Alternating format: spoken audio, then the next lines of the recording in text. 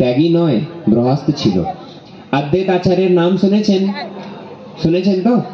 এই অদ্বৈত আচার্য গৃহস্থ ছিলেন না ত্যাগী ছিলেন বলো দেখি? গৃহস্থ আশ্রমে ছিলেন। শ্রীবাস নাম শুনেছেন?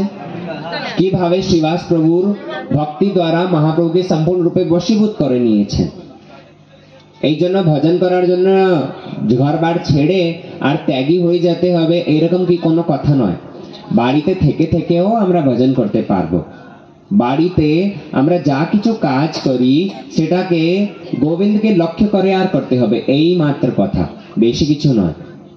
এই জন্য এখানে বোঝাচ্ছেন মহাপ্রভু, বলে গৃহে থাকো বনে থাকো সদা হরি বলে ডাকো। যেখানে আপনারা থাকছেন, বাড়িতে হোক কিংবা ব্যবসায় কাজে হোক কিংবা ধামে হোক কিংবা জঙ্গলে হোক, কিন্তু ভগবানের নাম যদি মুখ থেকে সবসময় উচ্চারণ করতে থাকি তাহলে এটাই হয়ে যাবে ভজন। বুঝতে পারছেন তো? এই জন্য কৃষ্ণের ভক্তগুলো দেখুন, আপনারা ভাগবত পড়ে দেখুন, প্রহ্লাদ মহারাজ নাম শুনেছেন? প্রহ্লাদ মহারাজ গৃহস্থ আশ্রমে ছিলেন কিন্তু ত্যাগী নয়। ধ্রুব মহারাজ নাম শুনেছেন? গৃহস্থ আশ্রমে ছিলেন। যুধিষ্ঠির মহারাজ পঞ্চ পাণ্ডব বলো তারা ত্যাগী ছিল, গৃহস্থ ছিল? গৃহস্থ আশ্রমে ছিল। এইরকম কোনো কথা নেই যে আমরা আমাদের সংসার আছে, স্ত্রী ছেলে মেয়ে পতি পুরুষ আছে, যে তাকে নিয়ে আমরা ভজন করতে পারবো না। না, গৃহস্থ আশ্রমে থেকেও ভালোভাবে ভজন হয়। এর মানে আরো ত্যাগী থেকেও ভালোভাবে গৃহস্থ আশ্রমে যারা থাকে তারা ভজন করতে পারে। কেন? বলে গৃহস্থ আশ্রম যদি একটা কেউ যেন আদর্শ গৃহস্থ আশ্রম পালন করে, তাহলে দেখুন গৃহস্থ আশ্রম থেকেই ব্রহ্মচারী বের হয়।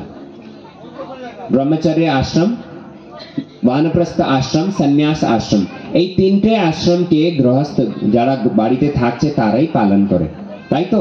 সাধুরা আসে, সাধুরা যখন আসে গৃহস্থদের বাড়িতে, তাদেরকে খাওয়া দাওয়া কে দেয়? গৃহস্থরা দেয়, তাই তো? ব্রহ্মচারীরা যারা জন্ম নেয় কাদের বাড়িতে নেয়? বলে গৃহস্থদের বাড়িতেই জন্ম নেয়। সন্ন্যাসীরা তারাও মা বাবা ছাড়া তো আসবেন না কোথায় থেকে। এই জন্য গৃহস্থ আশ্রম হচ্ছে মূল। আমরা বাড়িকে যদি বৃন্দাবন করে ফেলি তাহলে তো আমাদের জীবন ধন্য হয়ে যাবে, আমাদের গৃহস্থ আশ্রম আশ্রম হয়ে যাবে। কিন্তু আমরা যদি বাড়িতে সবসময় ওই আটা চাল ডাল নুন এই নিয়ে ব্যস্ত থাকি তাহলে এটা হয়ে যাবে মায়ার গর্ত। বুঝতে পারছেন? নারদ ঋষি এই জন্য বুঝাচ্ছেন, বলে এমন একটা গর্ত আছে যেখানে প্রবেশ করা সহজ কিন্তু সেখান থেকে বের হওয়া খুবই কষ্ট। নারদজি বুঝাচ্ছেন এখানে, বলে বললো তো এর কি এরকম একটা গর্ত? বলে এই সংসার, এই গৃহস্থ আশ্রম, এই যে গ্রহমেদি সংসার, এই সংসার হচ্ছে এমন একটা গর্ত যেখানে প্রবেশ করা সহজ কিন্তু বের আসা বাইরে আসা খুবই কষ্ট। দেখবেন আপনারা গৃহস্থ আশ্রমে যদি আছি, গ্রহমেদি হয়েছি, বাড়িতে একটা সমস্যা, মনে মনে আমরা চিন্তা করি বলে এই সমস্যাটা মিটে যাক তারপরে আর ভগবানের ভজন করব। এখন তো বাচ্চা ছোট আছে, বাচ্চা ছেলে মেয়েরা ছোট আছে, বাচ্চা ছেলে, তাদেরকে একটু বড় করে মানুষ করে তাদের লেখাপড়া যখন হয়ে যাবে তখন আমি দীক্ষা নিয়ে ভজন করব। এবার যখন তাদের লেখাপড়া হয়ে গেছে তখন মনে মনে চিন্তা আছে তাদেরকে বিয়ে দিয়ে দেয়।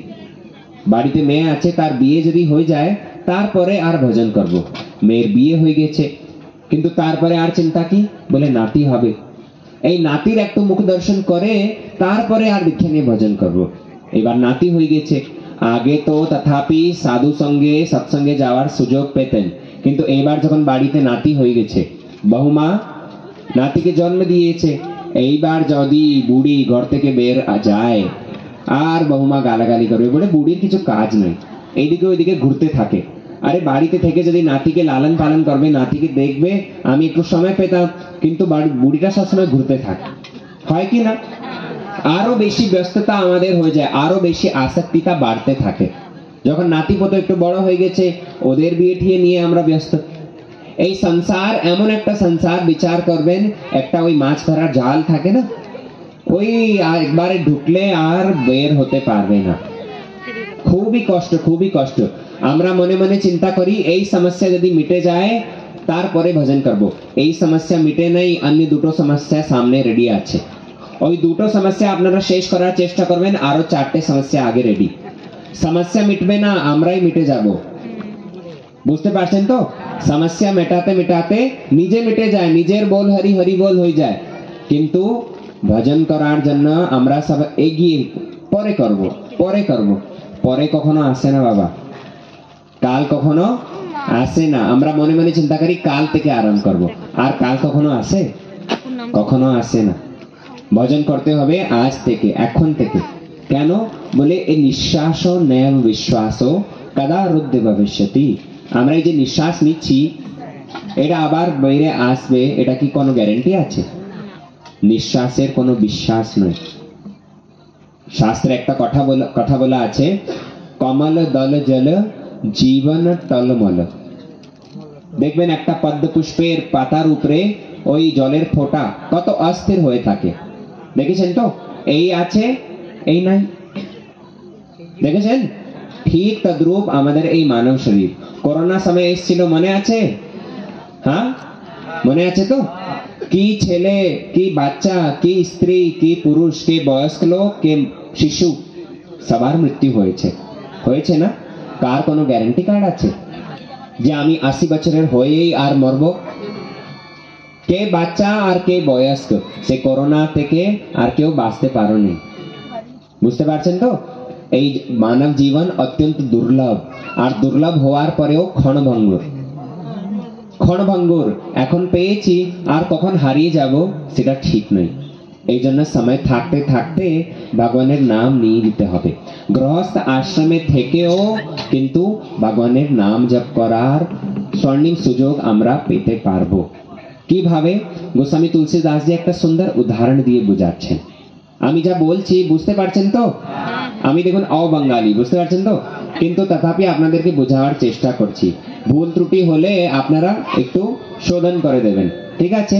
আর মন দিয়ে বুঝবেন, মন দিয়ে বুঝবেন। এখানে যত সময়, আধা ঘন্টা 1 ঘন্টা যত সময় বসে আছেন, আমার দিকে তাকবেন, মন দিয়ে বুঝবেন, আমার কথাটা মাথায় যাতে ঢুকে। বুঝতে পারছেন? বলো শ্রী বৃন্দাবন বিহারী লাল কি জয়। গোস্বামী তুলসীদাস জি বলছেন, তুলসীদাস নাম শুনেছেন? हाँ, এই গোস্বামী तुलसीदास जी बोलছেন, बोले राम नाम एक अंक है, सब साधन है शून्य। अंक गए किछु हाथ नहीं, अंक रहे 10 गुण। বুঝার চেষ্টা করবেন।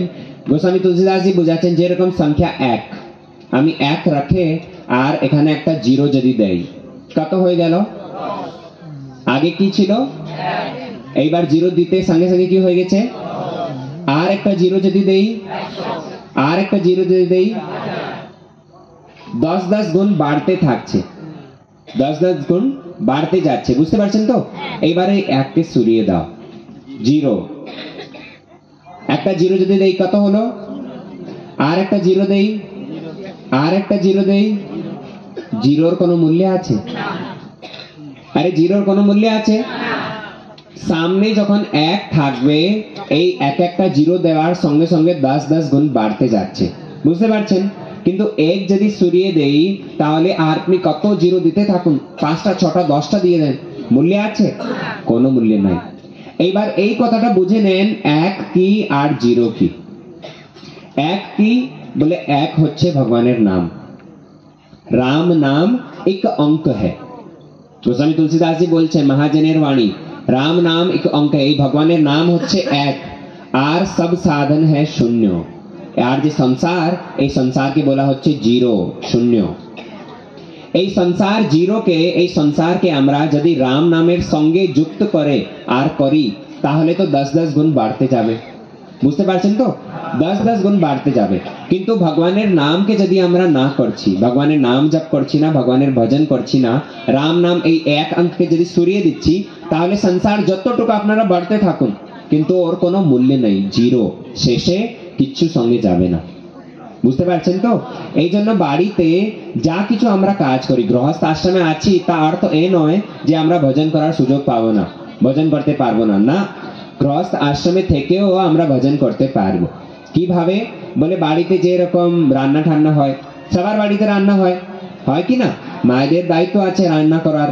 এইবার আমরা যদি বাড়িতে রান্না ঠান্না করছি, বাড়িতে রান্না করার সময় যদি আমরা এটা মনে মনে ভাবি যে রান্না করছি আমার জন্য, রান্না করছি স্বামীর জন্য, রান্না করছি ছেলেমেয়েরা খাবে, এইরকম যদি চিন্তা ধারণা থাকে তাহলে তো সংসার এটা জিরো হয়ে গেল, জিরো। এটা আপনাদেরকে নরকগতি, নরকে নিয়ে যাবে, গর্তে। কিন্তু যদি এটা মনে মনে চিন্তা থাকে বলে না রান্না ঠান্না করছি গোবিন্দের জন্য, বাড়িতে গোপাল আছে, বাড়িতে রাধা কৃষ্ণের আলেখ্য আছে, ওনার জন্য রান্না করছি, এইটা যদি মনে মনে যদি ভাব হয় তাহলে এটাই হয়ে গেছে ভজন, এটাই হয়ে গেছে ভক্তি। বুঝতে পারছেন তো? রান্নাটা সবার বাড়িতে হবে কিন্তু মনের ভাবটা পাল্টে দিতে হবে। আর একটা কথা, যদি গোবিন্দের জন্য রান্না করছি তাহলে আর কি অখাদ্য বস্তু রান্না করবো? হ্যাঁ,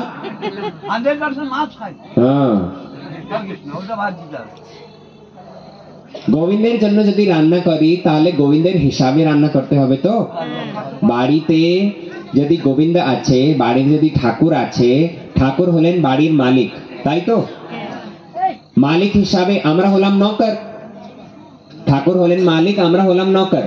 এইবার মালিকের হিসাবে নৌকরকে চলতে হবে না নৌকরের হিসাবে মালিক চলবে বলো? মালিকের হিসাবে নৌকরকে চলতে হবে। গোবিন্দ যদি বাড়ির মালিক তাহলে তার হিসাবে আমাদেরকে চলা উচিত। বুঝতে পারছেন তো? এইবার বিচার করুন, ভগবান তো গীতাতে বলেনি যে আমি মাছ খাই, আমি মাংস খাই, আমি ছাগল খাই, এ কথা বলেছেন? ভগবান বলছেন গীতায় পত্রম পুষ্পম ফলম তোয়ম यो मे भक्त्या प्रयच्छति। দাদা কি হলো? যাদের সঙ্গে কথা আছে না চলে যান, কি বলছেন উনি? বাইরে গিয়ে মাঝখানে এরকম ডিস্টার্ব করবেন না, ঠিক আছে? খুব মন দিয়ে বুঝুন, এখানে আমাদের দুঃখের মূল কারণ কি? আমরা ভগবানকে ভোগ না দিয়ে খাচ্ছি, এটাই হচ্ছে দুঃখের বিষয়, এটাই হচ্ছে দুঃখের মূল কারণ।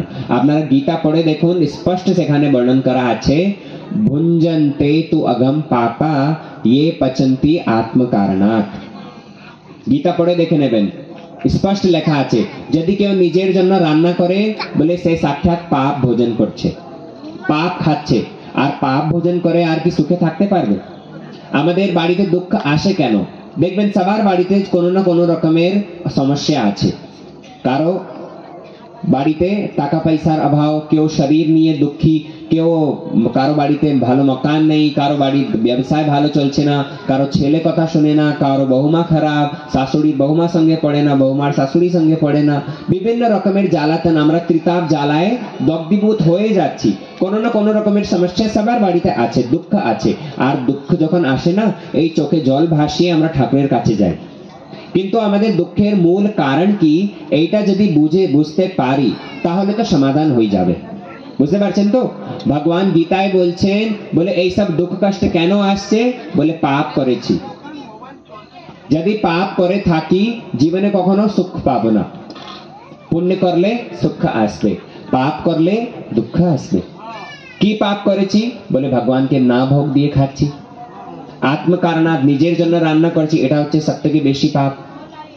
ভগবানের জন্য রান্না করতে হবে। এই জন্য ভগবান যা বস্তু গ্রহণ করেন সেটা আমাদেরকে গ্রহণ করা উচিত। ভগবান যে বস্তু গ্রহণ করেন না সেটাকে বাদ দিয়ে দিতে হবে।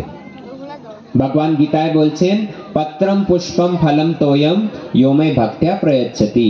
আমি পাতা খাই, ফল খাই, পুষ্প গ্রহণ করি, জল গ্রহণ করি, কিন্তু ভক্তি সহিত। যদি কেউ ভক্তি দ্বারা আমাকে এই চারটি জিনিস অর্পণ করে আমি সেটাকে গ্রহণ করি। আপনারা বিদুর নাম শুনেছেন? বিদুরের নাম মহাভারত দেখেছেন? মহাভারত দেখেছেন তো? এই ধৃতরাষ্ট্র পাণ্ডবের একটা ভাই ছিল, নাম ছিল বিদুর। ভগবানের খুবই ভালো ভক্ত। আর তার যে স্ত্রী বিদুরানী, সে বাড়িতে যখন এক সময় থাকছে ভগবান কৃষ্ণ সাক্ষাৎ তার বাড়িতে গিয়েছেন। যখন কৃষ্ণ শান্তিদূত হয়ে শ্রী যুধিষ্ঠির মহারাজের পক্ষে নিয়ে আর তিনি শান্তিদূত হয়ে যখন যান ধৃতরাষ্ট্র কাছে, ওনাকে খুবই বুঝান, বলে দেখো পঞ্চ পাণ্ডব এমনি হলেন রাজ্যের অধিকারী, কিন্তু যদি তোমরা রাজ্য না দিতে চাও তাহলে অর্ধেক তোমার অর্ধেক তাদের। বলে না। বলে তাহলে 5টা গাঁও দিয়ে দাও। পঞ্চ পাণ্ডবের 5টে গ্রাম দিলে আর তারা 5টে গ্রামে কোন রকমে তারা থেকে যাবে। যুধিষ্ঠির বলল যে আমি একটা সুচাগ্র ছুঁচের অগ্রভাগ পর্যন্ত ভূমিও যুদ্ধ ছাড়া দান করব না। দুর্যোধন এইসব কথা বলেছে। দুর্যোধন যখন এইসব কথা বলেছে, ভগবান সেখান থেকে বেরিয়ে পড়লেন আর বেরিয়ে এসে গিয়েছেন বিদুরানীর কাছে। দুর্যোধন 56 ভোগ 36 ব্যঞ্জন বানিয়েছিল ভগবানকে বশীভূত করার জন্য, কিন্তু ভগবান কি গ্রহণ করেন? ভগবান সেখানে গ্রহণ করেননি। কেন? বলে ভক্তির অভাব। কিন্তু অন্যদিকে দেখুন, বিদুরানীর বাড়িতে গিয়ে ভগবান, ওই যখন বিদুরানীর বাড়িতে গিয়েছেন, বিদুরানী ভগবানের রূপকে দেখে ভগবানকে দর্শন করার সঙ্গে সঙ্গে বশীভূত হয়ে গেছে। প্রেমেতে এমন পাগল হয়ে গিয়েছিল বিদুরানী, ভগবানকে কোথায় বসাবে, কোথায় আসন দেবে, কোথায় তার অভ্যর্থনা করবে সে আর বুঝতে পারছে না। ভগবানকে আসনে উপবেশন করিয়ে, আর বাড়িতে তো কিছু ছিল না, একটা কলা দেখতে পেরেছে, ওই কলাকে নিয়ে আর ভগবানকে যখন খাওয়াতে আরম্ভ করলো, মুখ দিকে তাকছে, ভগবানের মুখ দিকে তাকছে, কলাগুলো চোপা বাদ দিয়ে দিচ্ছে, আর কলার যে ছিল ফলটা ফেলে দিল, আর চোপা দিয়েছে ঠাকুরকে খেতে। কলা ফেলে দিল আর চোপা দিচ্ছে ঠাকুরকে খেতে, আর ভগবান সেই চোপা নিয়ে আর খেতে আরম্ভ করছে। বুঝতে পারছেন তো? ভগবান চোপা খেয়ে যাচ্ছেন, খেয়ে যাচ্ছেন, খেয়ে যাচ্ছেন। শেষে যখন বিদুরজি এসছেন, একবারে দেখে আর বিদুরানীকে ধমক দিয়েছে, বলে পাগল, আরে পাগলি কি করছে এটা, দেখ তো ফলগুলো ফেলে দিচ্ছে, কলা ফেলে দিচ্ছে, আর চোপাগুলো ভগবানকে খাওয়াচ্ছে। বিদুরানী তখন তার বাহ্য জ্ঞান আসে, আর তারপরে কি করেছে, বলে চোপাগুলো বাদ দিয়ে কলা খাওয়াতে আরম্ভ করেছে। যখন ভগবানকে কলা খাওয়াচ্ছে না, ভগবান বলতে লাগলেন, বলে বিদুর, আগে চোপায় যে রকম আনন্দ পাচ্ছিলাম, আগে চোপায় যে রস ছিল, এখন কলা খেলেও সেই রস পাচ্ছি না। আরে আমি কলা খাই না, কলার চোপাও খাই না, আমি তো শুধু প্রেমের ভুকা, আমি শুধু প্রেম মাত্র গ্রহণ করি, ভক্তিটুকু গ্রহণ করি। এই জন্য ভগবানকে এই নিরামিষ ভোজি হয়ে সুন্দর সাত্বিক রান্না করে ভগবানকে ভোগ নিবেদন করে, তখন তার প্রসাদ যদি আমরা গ্রহণ করি, নিশ্চিত রূপে বাড়িতে কোনো দুঃখ কষ্ট থাকবে না। আমরা কিন্তু ওই হাড় মাংস খাওয়ার আমাদের অভ্যাস আছে, ওই অন্য জীবকে দুঃখ কষ্ট দিয়ে যা খাচ্ছি, এটা নিয়েই আমাদের জীবনে দুঃখ কষ্ট আসছে। আপনারা বলবেন, বলে আমরা তো প্রথম থেকে খেয়ে আসছি, আমাদের অভ্যাস, আর কখনো তো আপনাদের মতো এই কথা কখনো শুনিনি। তো আমাদের মা বাবা ঠাকুরদা তারাও এরকম খাওয়া দাওয়া করতে এসছে, আপনি কিন্তু একটু নতুন কথা বলছেন, বলে নিরামিষ ভোজি হয়ে ভগবানকে ভোগ দিয়ে খাও। বলি না, আমাদের আগে থেকে এই পরম্পরা ছিল না। কেন? বলে আমরা তো সেই মীরাবাইয়ের দেশে, সেই মহাপ্রভুর দেশে জন্ম নিয়েছি। বুঝতে পারছেন তো? মহাপ্রভু বিষ্ণুপ্রিয়া বাড়িতে ছিল, দেখবেন পরে দেখবেন চৈতন্য ভাগবত, চৈতন্য চরিতামৃত, বিষ্ণুপ্রিয়া যখন সেই চাল নিয়ে আর চাল বাজতে আরম্ভ করতো, মাঝে মাঝে কোথায় ধান থাকে তো সেই ধানগুলো বের করতো, যখন এক একটা চালের দানা তুলে আর অন্যদিকে রাখতো, আর ওই ধানগুলো বের করার সময় এক একটা চাল তুলে আর পুরো মহামন্ত্র বলতো। একটা চাল তুলে যখন অন্যদিকে রাখছে, মুখ থেকে মহামন্ত্র উচ্চারণ করছে। হাত তুলে বলো দেখে, হরে কৃষ্ণা কৃষ্ণা কৃষ্ণ হরে হরে, হরে রাম রাম রাম হরে হরে। বিষ্ণুপ্রিয়া এইরকম সব করতো। আরেকবার হাত তুলে বলো, হরে কৃষ্ণা মুখ থেকে শব্দ বের হচ্ছে না।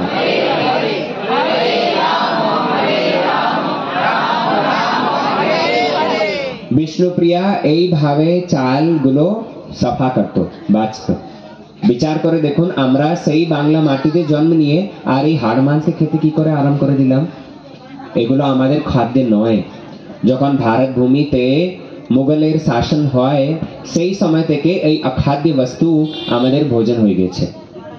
নাইলে আগে তো বাড়ি বাড়িতে গোপালের সেবা হতো, বাড়ি বাড়িতে গৌর নিতাইয়ের সেবা হতো, বাড়ি বাড়িতে রাধা কৃষ্ণের সেবা পুজো হতো। বাড়ি বাড়িতে আগেকার মায়েদের দেখবেন, তারা একবারে সকালে সকালে উঠে ছান টান করে আর গোবর মাটি দিয়ে লেপন করতো। কি বলে বাংলায়? নেতা দিয়ে সব লেপন করতো। দেখেছেন তো? বাড়ি বাড়িতে গরু হতো, বাড়ি বাড়িতে তুলসী গাছ থাকতো। তুলসীতে জল দেওয়া, তুলসীকে প্রদীপ দেখানো, তুলসীর পরিক্রমা করা, এইগুলো হচ্ছে আমাদের সংস্কৃতি। এই হাড় মাংস ভোজন করা আমাদের সংস্কৃতি নয়। ঠাকুরকে ভোগ নিবেদন করে সেই প্রসাদ গ্রহণ করা হচ্ছে আমাদের সংস্কৃতি। কিন্তু আমরা এইগুলোকে এখন ভুলে যাচ্ছি। আমরা এইগুলোকে ভুলে একবারে পশুর মতো হয়ে যাচ্ছি। যেরকম দেখবেন পশু, তার কোনো খাদ্য অখাদ্যের বিচার থাকে না। যে কোনো নোংরামি জিনিস যে কোনো জায়গায় পাচ্ছে খেয়ে ফেলে। ঠিক তদ্রূপ আমাদেরও এখন স্বভাব হয়ে যাচ্ছে। আপনারা প্রশ্ন করবেন, বলে আমাদের তো সংসারে অনেক কাম কাজ থাকে, আমরা যদি নিরামিষ ভোজী হয় তাহলে আমাদের শরীরে শক্তি থাকবে কি করে? একটা কথা মন দিয়ে বুঝুন, বেশিরভাগ দেখা যায় যারা নিরামিষ ভোজী তারাই বেশি শক্তিমান। কিভাবে? আপনাদেরকে প্রমাণ দিয়ে বোঝাচ্ছেন, আমার কথা মন দিয়ে বোঝার চেষ্টা করবেন। একদিকে হলো আমিষ ভোজী, একদিকে হলো নিরামিষ ভোজী। মন দিয়ে বুঝবেন। আমিষ ভোজী কে? বলে যেরকম সিংহ, কুকুর, বাঘ। অন্যদিকে দেখবেন নিরামিষ ভোজী, যেরকম ছাগল, গরু, গাধা, ঘোড়া। ঠিক আছে? এইদিকে দেখবেন যারা আমিষ ভোজী, কুকুরকে দেখবেন একটুখানি দৌড়াবে আর হাঁপাতে আরম্ভ করে দেবে। দেখেছেন? সিংহকে দেখবেন যখন ওই শিকার ধরতে একটুখানি দৌড়াবে আর দৌড়াবার পরে হাঁপাতে আরম্ভ করে দেবে। বাঘকে ঠিক তদ্রূপ। কিন্তু অন্যদিকে দেখুন এই ঘোড়া, ঘোড়াকে কখন ঘুমাতে দেখেছেন? সব সময় দাঁড়িয়ে থাকে। গাধা, উদাহরণ দিয়ে বুঝালাম না? যেখানে মানুষ উঠতে পারে না পাহাড় উপরে, সেখানে কিন্তু ঘোড়া মানুষকে পিঠের উপরে বসিয়ে আর উপরে নিয়ে যাচ্ছে। দেখছেন তো? গরু সারা দিন, ওই বলদকে দেখবেন সারা দিন ভূমিতে চাষ করে। দেখেছেন তো? এখানে দেখা যাচ্ছে নিরামিষ ভোজী যারা আছে তারা বেশি শক্তিমান, আমিষ ভোজী নয়। অন্যদিকে দেখুন আমাদের যে শরীর ডিজাইন করা হয়েছে, এই শরীরও বিশেষ করে আমাদের আমিষ ভোজী নয়, নিরামিষ ভোজী। কেন? বলে একদিকে দেখুন এই যে আমিষ ভোজী যারা আছে, সিংহ, বাঘ, কুকুর, তাদের দাঁত দেখবেন। তাদের দাঁত কিরকম বলো তো? ছুচালু দাঁত। দেখেছেন তো? ছুচালু দাঁত তাদের। তারা কি করবে বলে কাঁচা এই শিকার ধরবে, ধরার সঙ্গে সঙ্গে কাঁচা একবারে খেয়ে নেবে। কিন্তু একদিকে যে নিরামিষ ভোজী তাদের দেখবেন গরু দাঁত কিরকম, ছাগল দাঁত কিরকম, চ্যাপ্টা। ঘোড়া দাঁত কিরকম, চ্যাপ্টা। তারা চ্যাপ্টা দাঁত তাদের, আর তাদেরকে ভগবান নিরামিষ ভোজী ডিজাইন করেছেন। এইবার নিজের দাঁত দেখুন, আমাদের দাঁতটা কিরকম, চ্যাপ্টা। অর্থাৎ ভগবান আমাদেরকেও আমিষ ভোজী বানাননি, আমরা জোর করে ওটা খাচ্ছি। এরা গরু, ছাগল, ঘোড়া এরা ঘাস পালা খায়। হাতি দেখেছেন তো? হাতি, হাতি কি খায় বলো দেখি? গাছপালা। হরিণ দেখবেন কি খায়? ঘাস খায়। কিন্তু এত তেজ গতিতে দৌড়ায়, কেউ তাকে ধরতে পারে না। হাতির মতো বিরাট শরীর কারো দেখেছেন? এখানে দেখা যাচ্ছে যে যারা নিরামিষ ভোজী তারাই বেশি শক্তিমান, আবার তারাই বেশি মোটাসোটা। অন্যদিকে কিন্তু যারা আমিষ ভোজী তাদের বেশি শক্তি নয়। আমরা যখন একটা মেশিনের উদাহরণ দেই না, মেশিনের উদাহরণ দেওয়ার সময় আমরা বলি এত হর্স পাওয়ার। যারা একটু শিক্ষিত আছেন তারা জানেন হর্স পাওয়ার। হর্স মানে কে? ঘোড়া। বুঝতে পারছেন? এই জন্য আমাদেরকে ভগবান নিরামিষ ভোজী বানিয়েছেন, ভগবান আমাদেরকে আমিষ ভোজী বানাননি। এই জন্য আমাদের দাঁত দেখবেন চ্যাপ্টা। যারা আমিষ ভোজী তাদেরকে দেখবেন তারা জল কিরকম খায়, চেটে চেটে, জিহ্বা দিয়ে চেটে চেটে খায়। কুকুরকে দেখবেন, সিংহকে দেখবেন, বাঘকে দেখবেন। কিন্তু অন্যদিকে যারা নিরামিষ ভোজী তাদেরকে দেখবেন তারা জল কিরকম খায়, মুখ দিয়ে। দেখেছেন তো? চুমুক চুমুক করে। গরুকে দেখবেন, ছাগলকে দেখবেন। আর আমরা কিরকম জল খাই বলো? আরে আমরা জল কিরকম খাই? চেটে চেটে, চুমুক দিয়ে, তাই তো? তাহলে আমরাও কি হলাম? নিরামিষ ভোজী। ভগবান আমাদেরকে সেইভাবে বানিয়েছেন। দেখবেন যারা আমিষ ভোজী তাদের চোখগুলো রাত্রিবেলা জ্বলতে থাকে। কুকুরকে দেখবেন, সিংহকে দেখবেন, হ্যাঁ। কিন্তু যারা নিরামিষ ভোজী তাদের চোখগুলো এরকম নয়। আর এইবার নিজের চোখগুলো বিচার করুন, রাত্রিবেলা কি জ্বলে? ভগবান আমাদেরকে নিরামিষ ভোজী বানিয়েছেন। যারা আমিষ ভোজী তাদেরকে দেখবেন তাদের হজম নাড়ি এই যে হজম নাড়ি তাদের শুধু 2 মিটার। তারা কি করে, কাঁচা মাছটা ধরে কাঁচা খেয়ে আর হজম করে ফেলে।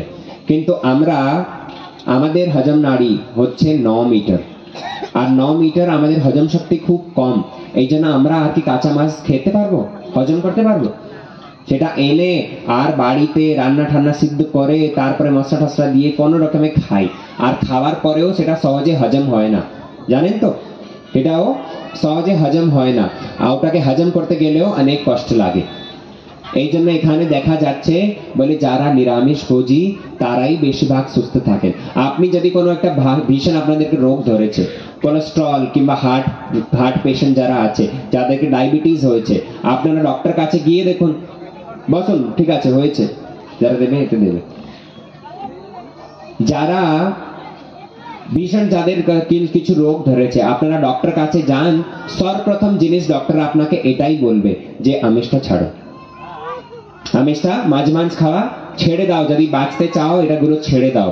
কেন? বলে এইগুলোই বেশিরভাগ রোগ সৃষ্টি করে। বেশি কোলেস্ট্রল, প্রেশার, সুগার, এইগুলোর সব মূল কারণ হচ্ছে আমিষ। এই জন্য আমরা একটু আগে গিয়েছিলাম ব্যাঙ্গালোর, সেখানে গিয়ে আমাদের গুরুদের সঙ্গে যখন আমরা যাই, সেখানে দেখলাম একটা হসপিটালে গিয়েছিলাম, বেশিরভাগ বাঙালি লোকরা। আর কারো হার্টের অসুবিধা, কারো বিপি বাড়ানো আছে, কারো কোলেস্ট্রল। গুরুদেব জিজ্ঞাসা করলেন বলে তোমরা কোথায় থাকো? তারা সবাই বাঙালি। বললো আমরা বাঙ্গাল থেকে এসেছি, এখানে কিছু কাজের জন্য থাকি।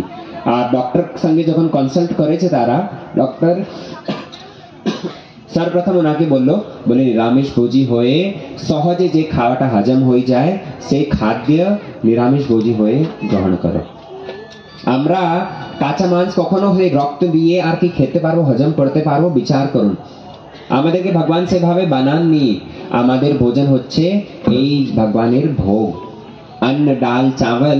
ভগবান আমাদের সম্পূর্ণ শরীর সুস্থ বানিয়েছেন, পূর্ণ বানিয়েছেন, শুধু একটু এই পেটটা খালি রেখেছেন। কিন্তু এই পেটকে পূরণ করার জন্য অনেক জিনিস আছে, বুঝতে পারছেন তো? অনেক জিনিসগুলো বানিয়েছেন ভগবান, কিন্তু তারপরেও একটা জীবকে হত্যা করে খাওয়া, এটা কি দরকার? এটা কি দরকার? এটা বিলকুল উচিত নয়। আপনি বিচার করুন, আমরা শুধু মনে করি যে আমাদের মধ্যে আত্মা, কিন্তু এই যে ছাগলকে আমরা মেরে খাচ্ছি, ওই যে মাছকে আমরা মেরে খাচ্ছি, গরুকে আমরা মেরে দিচ্ছি, তার মধ্যে কি আত্মা নয়? আত্মা আছে কি না? আছে তো। আর আমরা সবাই হলাম ভগবানের সন্তান, সমস্ত আত্মা সেই পরমাত্মার সন্তান, জানেন তো? শুধু মানুষ হচ্ছে ভগবানের সন্তান, আর এই ছাগল, বোদা, গরু এগুলো নাই, এগুলো ভগবানের সন্তান। এবার বিচার করুন, একজন সন্তানকে মেরে অন্য সন্তান যদি ভরণ পোষণ করে, মা বাবা কি তাতে সুখী হবে? মা বাবা কি সুখী হবে? আমরা একদিকে তো মাছ খাই, আর অন্যদিকে ভগবানের কাছে পুজো জানাই, পুজো দেই, তাহলে ভগবান সেটা সেই পুজো গ্রহণ করে আর কি প্রসন্ন হবে? আপনাদেরকে যদি আমি বলি এই ছেলের একটা আঙ্গুল কেটে আমাকে দিয়ে দাও, আপনারা দেবেন? দেবেন? আর কিন্তু আমরা ভগবানের সামনে ওই বাকরা পাঠা বলি দেয়, কালীর সামনে ওই বলি দেওয়া হয়। এগুলো উচিত নয়, এগুলো শাস্ত্রের কথা নয়, এগুলো লোকজন নিজে নিজের ইচ্ছা অনুযায়ী এইবার নিয়ম করে ফেলেছেন, কিন্তু এগুলো শাস্ত্রের কথা নয়। বুঝতে পারছেন তো? জীব হত্যা হচ্ছে মহাপাপ, ভীষণ পাপ। একটা কথা আছে, দুঃখ দিলে দুঃখ পাবে, সুখ দিলে। বুঝতে পারছেন তো? আমরা যদি একটা ছাগলকে কাটি, কষ্ট পায় কি না? আমরা একটা মাছ যদি জল থেকে বের করে আর ওকে কেটে দেই, কষ্ট পায় কি না? ওই যদি কষ্ট পাচ্ছে, ওই কষ্ট কে দিচ্ছে? বলে আমরাই তো দিচ্ছি। আপনারা বলবেন বলে আমরা তো কাটি না, বাজার থেকে শুধু কিনে আনি। না, এরকম বললে হবে না। শাস্ত্র বলছে 5 জনকে এই পাপটা বেটে নিতে হবে। বলে কাকে কাকে?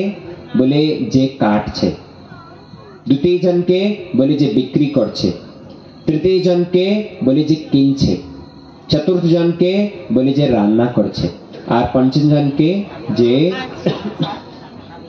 বুঝতে পারছেন তো? এই জন্য 5 জনকে এই পাপটা বেটে নিতে হবে। এরকম মনোচিন্তা ধারণা রাখবে না যে আমরা তো কাটছি না, আমরা তো শুধু কিনে আনি। না বাবা, বাড়িতে রান্না যে করছে, বাড়িতে পরিবেশন যে করছে, যে কিনছে, সবাইকে এই পাপটা নিতে হবে। এই পাপের সবাই যারা যারা অংশীদার তারা কিন্তু কখনো সুখেতে থাকতে পারবে না। শাস্ত্রের কথা। আমরা অন্যকে দুঃখ দেই, অন্যকে কষ্ট যদি দিচ্ছি, নিজের জীবনে কষ্ট পাবোই পাবো। বাড়িতে যখন দুঃখ আসে তখন তো আমরা কান্নাকাটি করতে করতে ঠাকুরের কাছে যাই, কিন্তু মূল যে কারণ আছে দুঃখের, এই কারণটা আমরা বুঝি না, সেই দিকে ধ্যান দেই না। এই জন্য এই অখাদ্য বস্তু আমি তো বিভিন্ন দৃষ্টিকোণ দিয়ে আপনাদেরকে বোঝাচ্ছি, বুঝতে পারছেন তো? বিভিন্ন দৃষ্টিকোণ দিয়ে আপনাদের শরীরকে যদি সুস্থ রাখতে চান তাহলেও নিরামিষ ভোজীটা ভালো। আপনারা পারমার্থিক উন্নতি যদি করতে চান, যারা জীব হিংসা করে তারা কখনো ভগবানের দিকে আসতে পারবে না, ভগবানের ভজন করতে পারবে না। আমাদের হিন্দিতে একটা কথা আছে, জैसा खाओगे अन्न वैसा बनेगा मन। বুঝতে পারছেন তো? जैसा खाओगे अन्न वैसा बनेगा मन। অর্থ মানে কি? বলে যেমন আমরা খাওয়াটা খাবো তেমন আমাদের মন তৈরি হবে, যেমন খাওয়া তেমন মন তৈরি হবে। এইবার আমরা যদি ওই রক্ত মাংস হাড় গুলো খাচ্ছি, আমাদের স্বভাব কি রকম হবে? বলে হিংস্র স্বভাব। দেখবেন একটা এই কুকুরকে, একটা সিংহকে, একটা বাঘকে স্বভাব কি রকম? হিংস্র স্বভাব, দেখেছেন তো? কিন্তু অন্যদিকে দেখুন গরু নিরামিষ ভোজী, স্বভাব কি রকম? শান্ত। একটা হরিণকে দেখবেন শান্ত স্বভাব, একটা ছাগলকে দেখবেন শান্ত স্বভাব। কেন? বলে আহার সেই রকম আছে। আর বিশেষ করে যদি ভগবানকে ভোগ দিয়ে আমরা গ্রহণ করি তাহলে সেটা তো প্রসাদ হয়ে যাবে। আর ভগবানের প্রসাদ সাধারণ নয়। ভগবানের প্রসাদ যদি কেউ গ্রহণ করে, শাস্ত্রে বলা আছে, বলে প্রসাদে সর্ব দুঃখানাম হানিরস্য উপজায়তে প্রসন্ন চেতসা হি আশু বুদ্ধি पर्यवतिष्ठति। আরে যদি কেউ, অর্জুন গীতা পড়ে দেখুন, ভগবান গীতায় বলছেন, বলে হে অর্জুন, যদি কেউ আমাকে ভোগ নিবেদন করে খায় তাহলে কি হবে? জীবন থেকে সব দুঃখগুলো দূর হয়ে যাবে। প্রসাদে সর্ব দুঃখানাম, সমস্ত দুঃখগুলো দূর হয়ে যাবে, আর এই বুদ্ধি, এই মনটাও স্থির হয়ে থাকবে। আপনারা সুদামার নাম শুনেছেন? কে কে শুনেছে? হাত তুলো। কৃষ্ণ সুদামা নাম শোনেননি? শুনেছেন তো? টিভিতে দেখেছেন। এই সুদামার বাড়িতে দরিদ্রতা কেন হলো? গুরু মাতা, আপনারা দেখে থাকবেন, গুরু মাতা যখন কৃষ্ণ সুদামা যাচ্ছে জঙ্গল থেকে কাঠ আনতে, গুরু মাতা তাকে চানা দেয়, সুদামাকে চানা দেয়, আর সুদামাকে বললো, বলে কৃষ্ণকে দিয়ে খাবি। কিন্তু সুদামা কি করেছে? গাছের উপরে উঠে আর একা একা খেয়ে নিল। দেখেছেন তো? শেষে কি হয়েছে? সুদামার বাড়িতে এত দরিদ্রতা, এত দরিদ্রতা, নিজের পরিবার পালন করার জন্য এক সময়ের ভাতও জুটাতে পারতো না, এত দরিদ্রতা। শেষে তার পত্নী, তার গিন্নি যখন জানতে পেরেছে, বলে আমার স্বামীর বন্ধু হচ্ছে দ্বারকাধীশ কৃষ্ণ, স্বামীকে পাঠিয়েছে, বলে যাও তুমি বন্ধুর সঙ্গে দেখা করে আসো। যখন সুদামা কৃষ্ণের কাছে আসে দ্বারকায়, আর দ্বারকায় এসে তার জন্য কি এনেছিল বলো দেখি? কি এনে এসেছিল? চিড়া, শুকনো চিড়া। হ্যাঁ, ওই চিড়ে নিয়ে এসেছিল, ও 2 মুঠা চিড়া নিয়ে এসেছিল। ভগবান কৃষ্ণ 2 মুঠা চিড়ে যখন খান, সর্বত্র ত্রিভুবনের সম্পত্তি একবারে দান করে দেন। বুঝতে পারছেন তো? ভগবান কৃষ্ণ আরো যখন তৃতীয় মুঠি খাচ্ছেন, সেই সময় রুক্মিণী হাত ধরে নিয়েছে, বলে না প্রভু, এবার এটা যখন আপনি খেয়ে নেবেন, আমাকে এই সুদামার বাড়িতে দাসী হতে হবে, এটা খাবেন না। রুক্মিণী বারণ করে দিল। বিচার করে দেখুন, ভগবানকে দিয়ে যদি আমরা ভোজন গ্রহণ করি তার কি মহিমা। সুদামা শুধু 2 মুঠি চিড়া দিয়েছে, আর শেষে ভগবান ত্রিভুবনের সম্পত্তি দিয়ে দিল।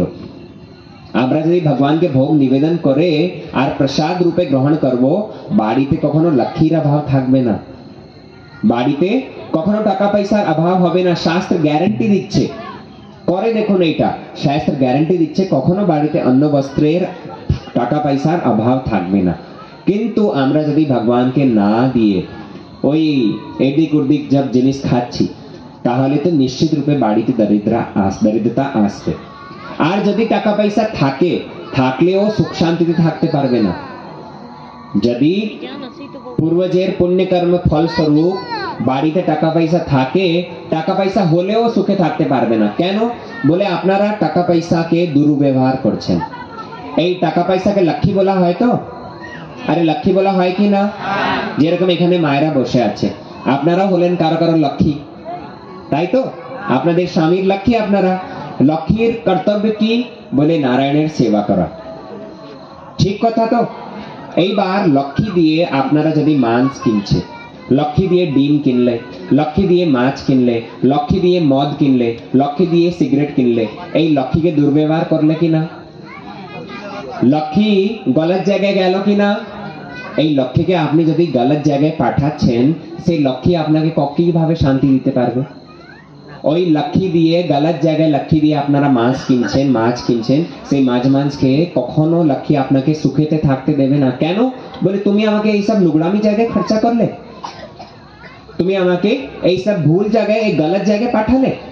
কিন্তু লক্ষ্মী দিয়ে যদি আমরা যেরকম ডাল কিনি, লক্ষ্মী দিয়ে আমরা চাল কিনি, লক্ষ্মী দিয়ে আমরা সবজিগুলো কিনলাম, আর এইগুলোকে নিয়ে রান্না ঠান্না করে ভগবানের সামনে ধরে দিলাম, ভগবানের সামনে ধরে দিলাম তুলসী পাতা জল দিয়ে, আর ভগবানকে ভোগ নিবেদন করে দিলাম। লক্ষ্মী কোথায় লাগলো বলো? ভগবানের সেবায় লাগলো কিনা? সেবায় লাগলো কিনা? ভগবানের সেবায় যখন এই লক্ষ্মী লেগে যায়, তখন লক্ষ্মী খুব প্রসন্ন হয়, বলে খুব ভালো, তো তুমি আমাকে নিজের স্বামীর সেবায় লাগিয়ে দিয়েছো, আমি খুবই প্রসন্ন, তোমার বাড়িতে যাতে কোনো রকমের অভাব থাকবে না। বুঝতে পারছেন তো? এই জন্য লক্ষ্মীকে দুরুপয়োগ করবেন না, দুর্ব্যবহার করবেন না, লক্ষ্মীকে সদুপয়োগ করা শিখুন। কিভাবে করব? বলে লক্ষ্মীকে ভগবানের ভোগ দিতে হবে, সেবায় দিতে হবে।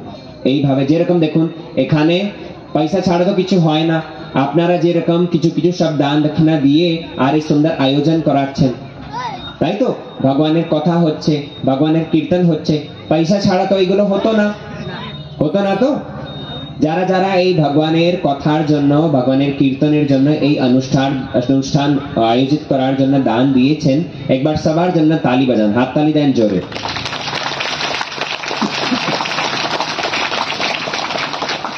তারা সুন্দরভাবে এই অনুষ্ঠানের জন্য যোগদান দিয়েছেন। এই জন্য এখানে দেখুন অনেক লোক প্রত্যেক দিন 300-400 লোক করে প্রসাদ পাচ্ছে, তাই তো?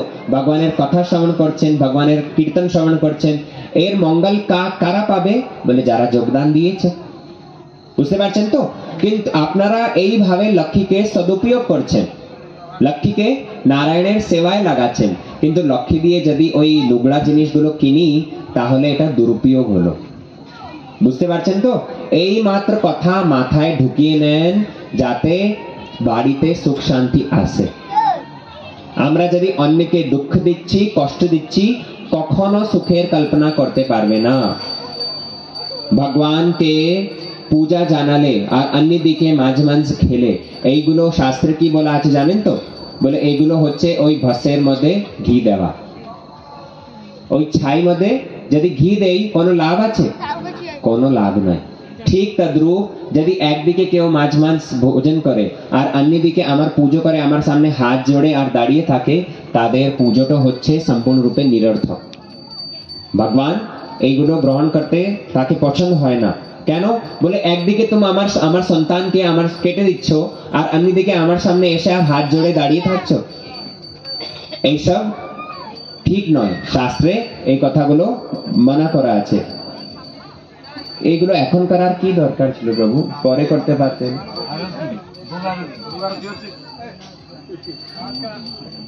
बोलो श्री वृंदावन बिहारी लाल की, सच्चिनंदन गौर हरि की।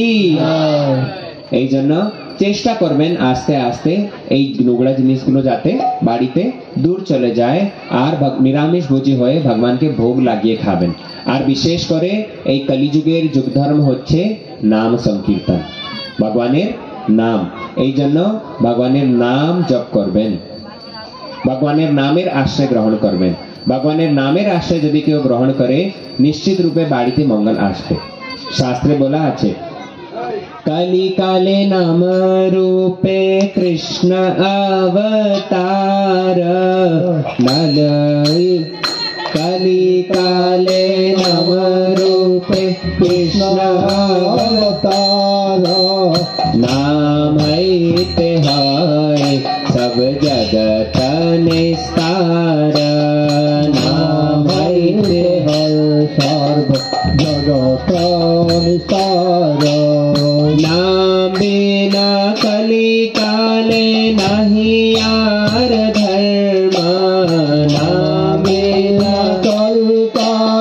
নাহি আর ধর্ম नामे न कलि काले नहीं और धर्म नामे न कलि काले नहीं और धर्म सर्व मंत्र सार नामेव शास्त्र मर्म मंत्र सार नाम को शास्त्र मर्म ओ कलि काले नाम रूपे कृष्ण अवतार कलि काले नाम रूपे कृष्ण अवतार नाम है तिहाय सब जगत निस्तारा नाम है सर्व जगत निस्तार शास्त्रे बोला আছে কলিকালে নাম রূপে কৃষ্ণ অবতার অর্থাৎ এই কলি যুগে ভগবান কিভাবে অবতীর্ণ হয়েছেন বলে নাম রূপে ভগবান নাম রূপে অবতীর্ণ হয়েছেন আপনারা সত্য যুগের কথা শুনে থাকবেন ভগবান মৎস্য রূপ ধারণ করেছিলেন মনে আছে ভগবান মৎস্য রূপ ধারণ করে বেদ আদি গ্রন্থকে উদ্ধার করেন কলিকালে श्री त्रेता युगे भगवान राम रूपे अवतीर्ण हन द्वापर युगे साक्षात कृष्ण रूपे किंतु ए कली युगे एमनी सचिनंदन गौरहरि प्रच्छन्न रूपे एसचेन किंतु तथापि कली काले भगवान नाम रूपे अवतीर्ण हन बोले की भावे बोले যখন भगवान अन्य अन्य যুগে अवतीर्ण हन তখন তো মায়ের গর্ভ আশ্রয় করে আর জন্ম নেন কিন্তু এখন এই যে কলিযুগ এই কলিযুগে যখন কেউ ভগবানের নাম উচ্চারণ করে নাম উচ্চারণ করার সঙ্গে সঙ্গে ভগবান অবতীর্ণ হয়ে যান একবার হাত তুলে সবাই বলো হরে কৃষ্ণ কৃষ্ণ কৃষ্ণ হরে হরে হরে রাম রাম রাম হরে একবার আপনারা বলুন আমি শুনবো বলো সবাই বলো আজাদে ব্যক্তি না কারণ মুখে থেকে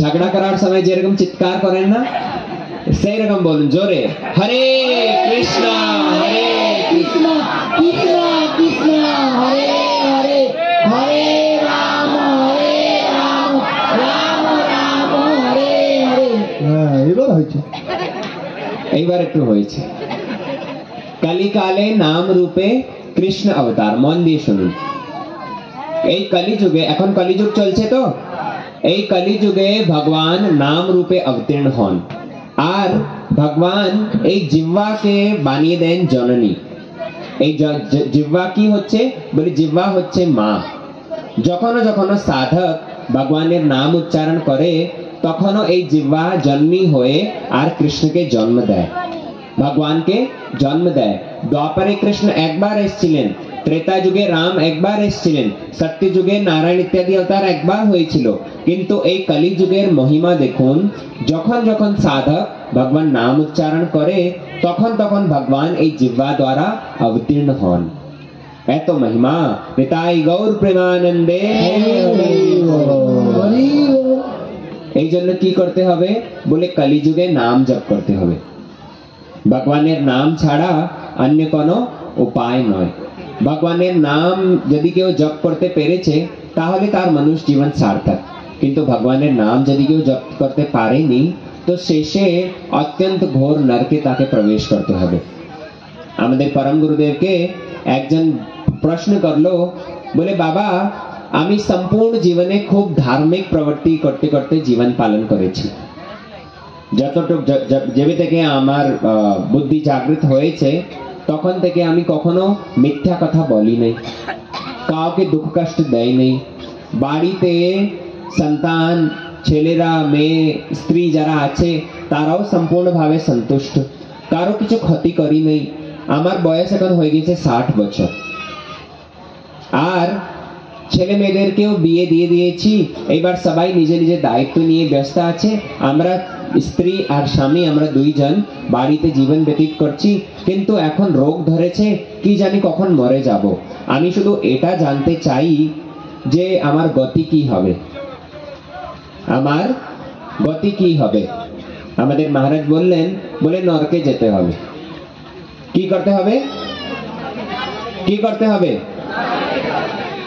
শুনে আর সে লোক তো আশ্চর্যে পড়ে গেছে, বলে কেন নরকে যেতে হবে?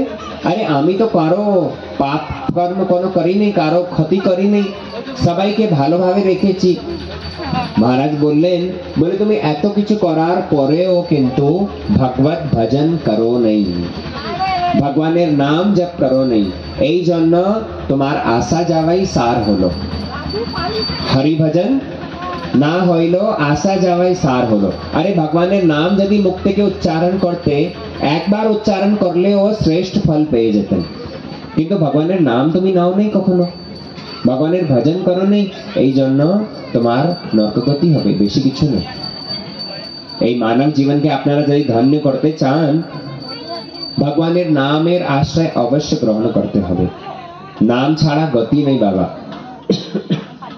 ছোট্ট একটা গল্প আপনাদেরকে শোনাচ্ছি, মন দিয়ে শুনবেন, ঠিক আছে? কালকে আমি জিজ্ঞাসা করব এই ভগবানের নামের কি মহিমা।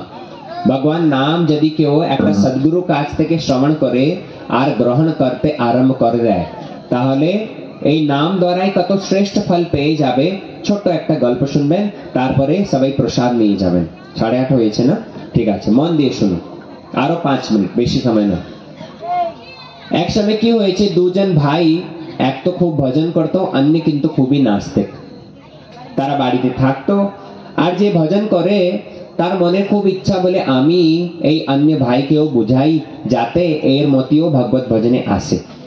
কিন্তু আমাদের হিন্দিতে একটা কথা আছে, ঘর কি মুরগি দার বরাবর, মানে আত্মীয় স্বজন লোক তো বাড়ির লোক, তার কথার কোনো মূল্য নেই, এই জন্য সে অনেক বুঝাবার পরেও ভাইয়ের কথা শুনতো না। এক সময় কি হয়েছে, এই যে ভক্ত ভাই মনে মনে চিন্তা করছে, বলে আমি গুরুদেবকে ডাকবো, গুরুদেবকে ডেকে আর আমার এই ভাইকে বুঝাবো যাতে হরি ভজন করতে আরম্ভ করে, ভগবানের নাম জপ করে। সে বাড়িতে গুরুদেবকে ডেকেছে।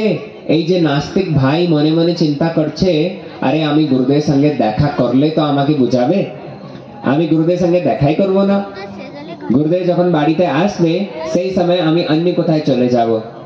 কি করেছে, যখন গুরুদেব বাড়িতে আসে সেই সময় একবারে সে দোতলায় গিয়ে উঠেছে, আর সেখানে একটা ঘরের দরজা দিয়ে বন্ধ করে আর নিজেকে লক করে নিয়েছে। এইবার গুরুদেব এসে বাড়িতে সৎসঙ্গ করছেন, সাধু সঙ্গ, ভগবানের কথা কীর্তন হচ্ছে, পুরো প্রোগ্রাম খুব ভালোভাবে হলো, অনেকজন এসে প্রসাদ পেল। আর শেষে যখন গুরুদেব চলে যাচ্ছেন, এই ভক্ত ভাইটা বলতে লেগেছে, বলে গুরুদেব, আরে যে প্রয়োজন ছিল সেটারও সিদ্ধ হয়নি। বলে কি কথা?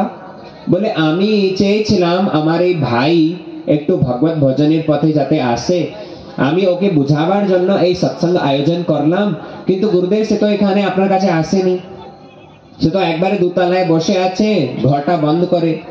গুরুদেব বললেন, বলে ঠিক আছে, অসুবিধা নেই, আমি গিয়ে তার সঙ্গে দেখা করে নেব, চলো আমাকে নিয়ে চলো।